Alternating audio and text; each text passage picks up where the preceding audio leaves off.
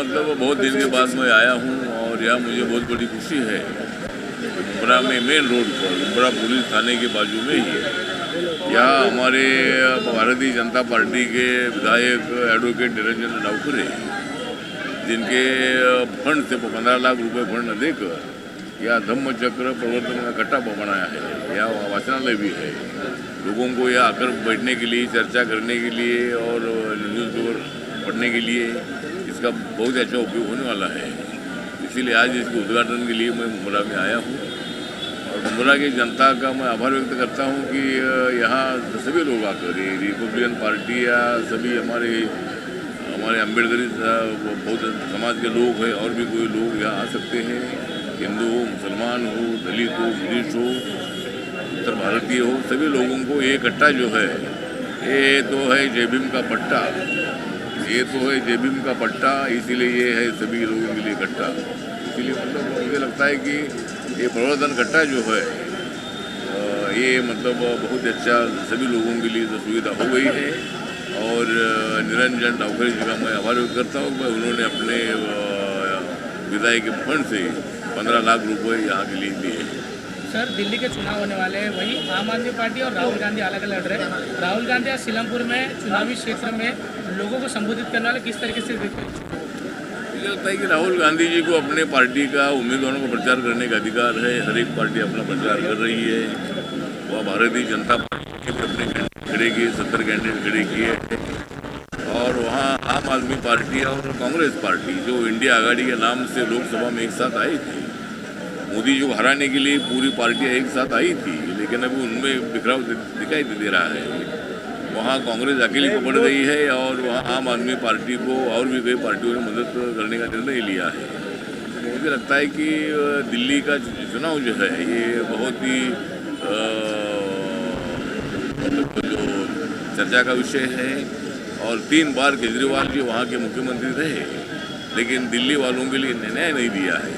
उन्होंने भ्रष्टाचार के खिलाफ आंदोलन करके माननीय अन्ना हजारे के नेतृत्व में काम किया, अपना नेतृत्व बढ़ा कर किया और यहाँ 3 बार दिल्ली की जनता ने उनको मुख्यमंत्री बनाने के बावजूद भी वह झुग्गी झोपड़ी वालों को न्याय नहीं मिला और वहाँ के लोगों पर हमेशा सामाजिक और आर्थिक अन्याय होता रहा। और अरविंद केजरीवाल जी ने दारू घोटाला किया, उनके सीएम, डिप्टी सीएम जेल में चले गए। मुझे लगता है कि वहाँ केजरीवाल जी को मुंह दिखाने के लिए मतलब उनके पास दूसरा कोई अल्टरनेटिव नहीं है। इसलिए मुझे लगता है कि वहाँ केजरीवाल जी हार जाएंगे और भारतीय जनता पार्टी सत्ता में आएगी। नरेंद्र मोदी जी के नेतृत्व में 10 सालों में देश प्रगति की दिशा से आगे बढ़ रहा है। दिल्ली भी मतलब बहुत अच्छी डेवलप हो रही है। इसलिए ज़रूर दिल्ली की जनता को मेरा अपील है कि केजरीवाल जी को हटाओ और बीजेपी को सत्ता में बिठाओ। संजय राउत कह रहे हैं कि शरद पवार और उद्धव ठाकरे ये भारतीय जनता पार्टी के लिए रोजी रोटी है। क्या संजय राउत कह रहे हैं कि भारतीय जनता पार्टी के लिए शरद पवार और उद्धव ठाकरे रोजी रोटी है। मुझे लगता है कि संजय राउत क्या बोले मुझे मालूम नहीं है, लेकिन वो तो आपस में इनका बिखराव दिख रहा है। लोकसभा में एक साथ आई थी, विधानसभा में एक साथ थी, लेकिन महाराष्ट्र की जनता ने उनको नकारा है। महाराष्ट्र की जनता ने उनकी जगह उनको दिखाई है और बहुत ही मतलब वो हवा में थे, लेकिन अभी एकदम नीचे गिर चुके हैं। और हमारे महायुति को महाराष्ट्र की जनता ने इतना बड़ा सपोर्ट किया है। 237 सीटें हमारी चुनकर आई है और मैं महाराष्ट्र की जनता का आभार व्यक्त करता हूँ। आपको लगता है कि उद्धव ठाकरे और भारतीय जनता पार्टी एक साथ आएंगे? क्योंकि जो चर्चाएं सामने ठाकरे की मुलाकात कर रहे हैं, उद्धव ठाकरे ने भी देवेंद्र फडणवीस से मुलाकात की। मुझे लगता है कि अगर उद्धव ठाकरे जी आते हैं तो कोई भी आते हैं तो हम लेने के लिए तैयार है। मतलब हमारा मिशन ये है कि भारतीय जनता पार्टी का मिशन, आरपीआई का मिशन, जो भी अपनी पार्टी में आते हैं उनको लेने का एक काम हम लोग कर रहे हैं।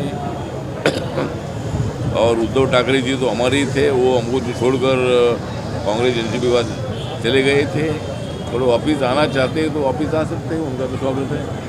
सर जैसे कि आज आप मुंब्रा आए हुए हैं, मुंब्रा में सबसे बड़ा प्रॉब्लम जो है डंपिंग ग्राउंड, इलीगल तरीके से कचरा डंप किया जा रहा है और रात में जलाया जा रहा है। शहर वासियों को उससे ज़्यादा तकलीफ है, तो इन चीज़ों को लेकर आप क्या कहेंगे सर? मुझे लगता है कि डंपिंग जो होता है हर जगह पर डंपिंग होना ही चाहिए, क्योंकि कचरा लोग जहाँ रहते हैं वहाँ कचरा तो होता ही रहते हैं और उसको डंप करने के लिए उसके लिए डंपिंग होना चाहिए। सर, लेकिन वो थोड़ा सा महानगरपालिका ने दूरी पर डंपिंग आज तक दिए ही नहीं है। इलीगल तरीके से जो रात में जलाया जा रहा है, बहुत तकलीफ है, बच्चे बीमार पड़ रहे हैं।